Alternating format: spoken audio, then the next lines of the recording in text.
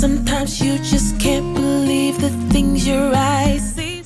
Good afternoon. This is Pastor Barnes in conjunction with my good friend and my dear friend, Pastor Ryan Johnson from the Vineyard. We're coming to you today with the third part of a multi-part message series aimed at bringing a greater awareness to the injustices that are going on, that are taking place in our communities today on behalf of men and women of color in our country. It is our goal at Foot of the Cross Ministries and most ministries of Jesus Christ to bring to our country's attention these injustices and provide solutions. I think it is the job of the body of Christ to provide solutions, that we are to be the voice to the voiceless. This is our responsibility, is to be the voice to the voiceless and provide solutions that will bring in balance equity and fair treatment to all people. In our first message, I basically tried to communicate that the injustices to men and women of color occur more often than people think, far more often than a lot of people of the majority demographic of this country believe. And so I tried to share how I have been personally impacted by the injustices that have gone on, that have taken place in our country. In my second message, I talked about how the system, it's basically the system that was in place that eventually we were able to use the laws to rectify the Jim Crow system, and how it laid the groundwork for a lot of the injustices that are still going on today, though it has been written out of the laws of our country. But when the systems are still in place, these prejudices and biases are still prevalent. And so we talked a lot about that with our last message. Our message today, we're going to look for how do we correct what is going on today. As a pastor, as a former law enforcement professional, my job has always been to find answers. How can we correct what is going on today and offer it as a model solution to be followed? So today we're going to look at how can we correct some of the issues that are plaguing us as a nation today, and how can we address the circumstances. We're going to actually look at some of the circumstances that are taking place today, and how, with the proper laws in place, we can go about rectifying some of the issues that are taking place. At the end of our message today, I'm going to identify who my local legislatures are, my local legislature, who these individuals are, whether it's at the local level, whether it's at the state level, whether it's at the federal level, because in the end, we're going to use the due process of helping create laws to deal with the issues that are the challenges that are going before us today. And so I'm going to encourage everyone that does not know who their local legislature is to identify these individuals. And what we're going to do, what our ministry is going to do, we're going to actually sit down with our local legislatures, and we're going to take the information that we have available to us and see how our legislature can sit down and address the issues that are going on in our lives, and have these issues dealt with through basically the system of law. So the first thing that I want to do today is I want to address some of the basic issues of contact that have led to a lot of the civil unrest that has taken place today. And as we've seen through just a myriad of videos from individuals that have had their cell phones available to record the confrontations between the law enforcement community and the public.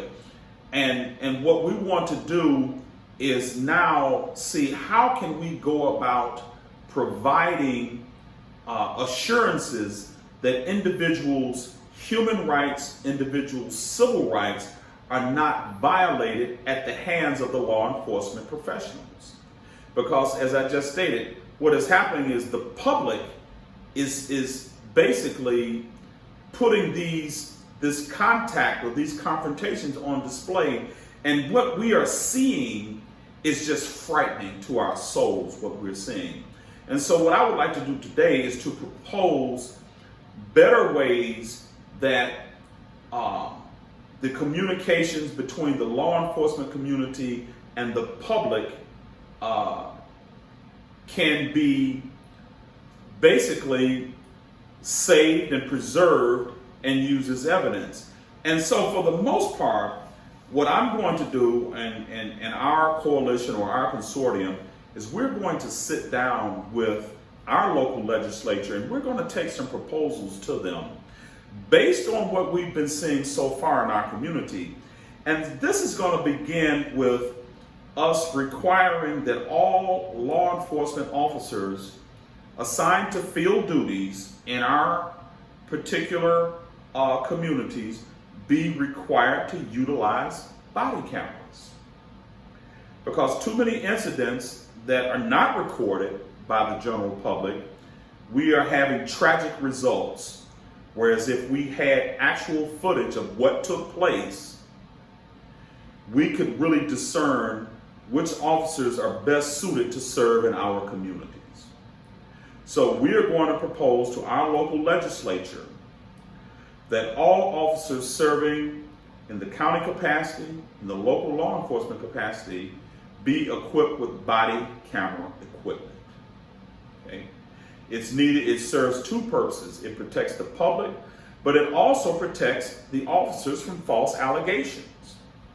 So if we can get the law enforcement community to commit to the purchase and the use of body camera equipment, we would be able to better discern the actions of the law enforcement community with the public.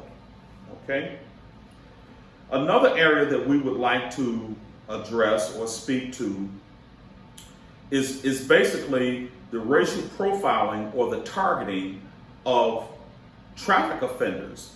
Traffic stops and traffic contact between law enforcement community and the public is one of the leading contact points where we are finding the most difficulty as it pertains to issues between the law enforcement community and the public.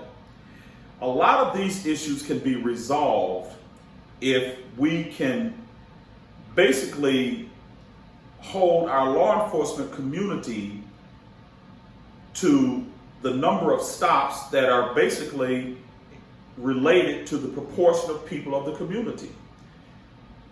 If I was working in a community that was 70 to 80% African American, then most of my traffic stops would be predominantly what? 70 to 80% African American. If I was working in an African American community where the population was 70 to 80% African American, it would only make sense that my traffic stops related that particular ratio. A lot of times what we are seeing is we are seeing in the law enforcement communities that traffic stops are disproportionately not reflective of the racial makeup of the communities that they serve. This tends to lead to what's called profiling. And we would like to sit down with our local legislature and see how we can come up with ways that we can ensure that racial profiling is not taking place in the law enforcement community. Okay? These are just two areas, and there are a number of other areas that we hope to sit down with our local legislature and address, so that the contacts between the law enforcement community and the public that have led to so much unrest in our country can basically be alleviated. We need to make sure that our law enforcement professionals are conducting themselves in such a manner that the people that are stopped, they understand why they're stopped, they receive the necessary adjudication, the issuing of the citations, whatever needs to be done, and the contact stops there. This is something that we want to strive for and try to set up systems and put checks and balances in place so that the contact between the law enforcement community and the general public is not leading to the grave and critical situations that we see are being played out in our communities today. So what I want to do at this time is I'm just going to name my legislature, my elected officials. And what I'm doing this for is because what I'm going to do is I'm going to encourage each and every individual to know who your local legislature is and for what purpose, so that we can contact them. And I am right now working with a group of pastors, and within the next 30 days, we hope to sit down with our legislature and present our findings, what we have found out, to our local legislature, and see how we can get some bills passed that can turn into laws that will help protect the citizens of our community from civil rights and human rights violations right now. Because this is what has led to the unrest in our country right now.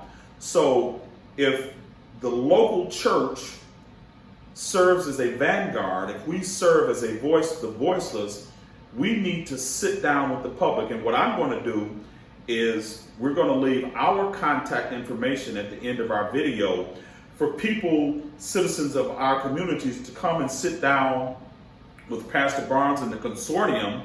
Right now it's about 5 pastors that I know will be working with me to sit down with us and discuss the issues that they have going on in their communities. And we take this information to our legislature, and that we show individuals how to do these things so that we can address the issues that are going on in our communities in a civil manner, and ultimately not let these issues lead to the unrest that is going on in our communities today. So I'm always going to try to model the behavior that we wish that others would provide for us.